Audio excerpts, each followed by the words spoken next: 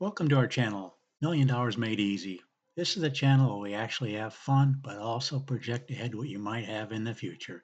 We use the actual historical returns for the S&P 500 for the last 100 years, which includes the depression years, because no one knows the future. We project ahead what similar returns might do for you in the future. They won't be identical. The resulting numbers are simply a possible range of what may happen. They will be ballpark figures, not exact. I'm not a financial advisor. I just set up spreadsheets to help people see what they might have in the future.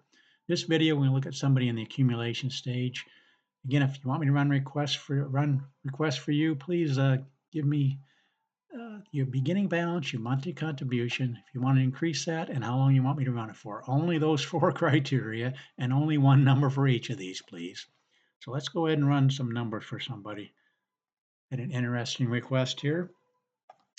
They wanted to set the average at 10%. So we're going to go ahead and instead of using the actual returns of the S&P 500, we're going to use 10%. We're going to see where somebody would be if they have, say, the 10% going all the way down through there, in 10% on your money.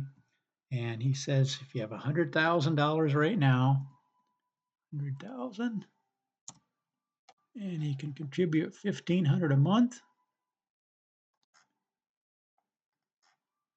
and he increased that by 3% a year. So that's the first criteria, your beginning balance. Second criteria is how much a month. Third criteria, if you want to increase that, so it's 1,500 a month the first year, 1,545, and so on, going down through here. If you get a straight 10% average, what would you have after? He wants to know what you have after 35 years. We calculated out to be $9.3 million, which is what the numbers are. It looks like his calculations and mine agree. Here's the returns for after 35 years, after each of these time periods, $9.3 million. So that would be the numbers he'd be showing. Now he wants me to see how it would work if he did actual returns rather than just a straight 10%, because oftentimes we hear that stock market average is 10%.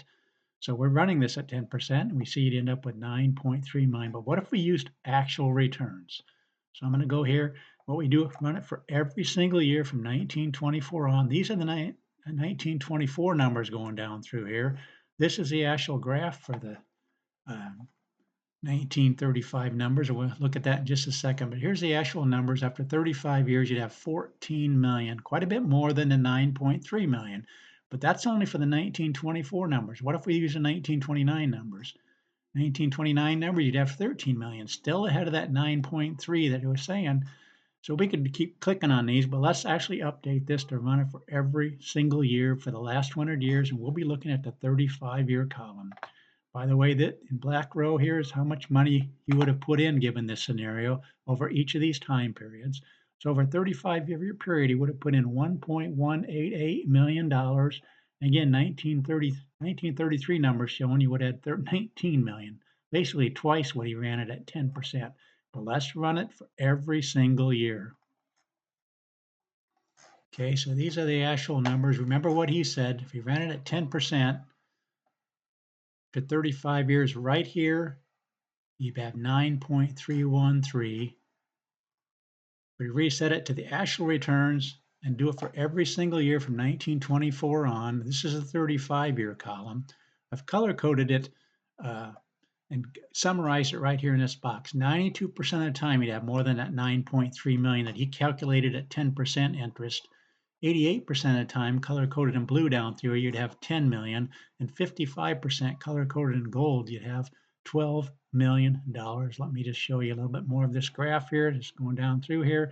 Yours looks like the minimum was 1940 was the 8.366. So in that case, if the returns were 1940 going forward in the next 30 years, you would not have 9.3 million. But most cases, how many times? 92% of the time, you'd have more than what the 10% calculated was. Again, here's the 10% average, 9.313.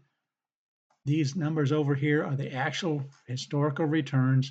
92% of the time in the last 100 years, you have more than 9.3, more than what you would have got if you just had a flat 10% going down through there.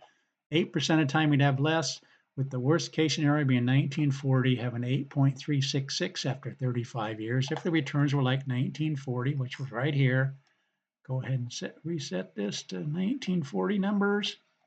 And this is the numbers going down through, and there you see after 35 years, 8.366. What happened between the 30th year when you had 9.217, it dropped to 8.366.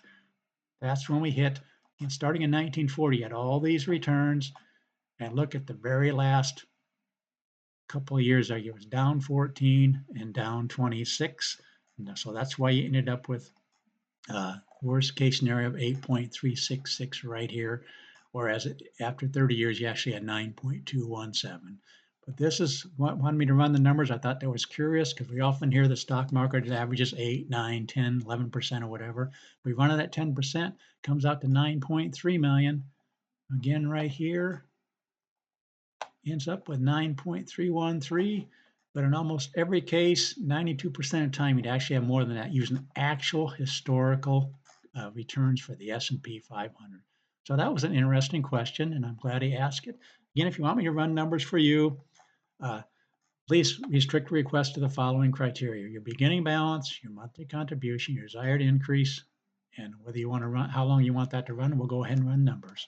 Please consider subscribing to this channel. Please share this with others. Let people know there's a channel like this out there. Please like the videos, and thanks so much for watching.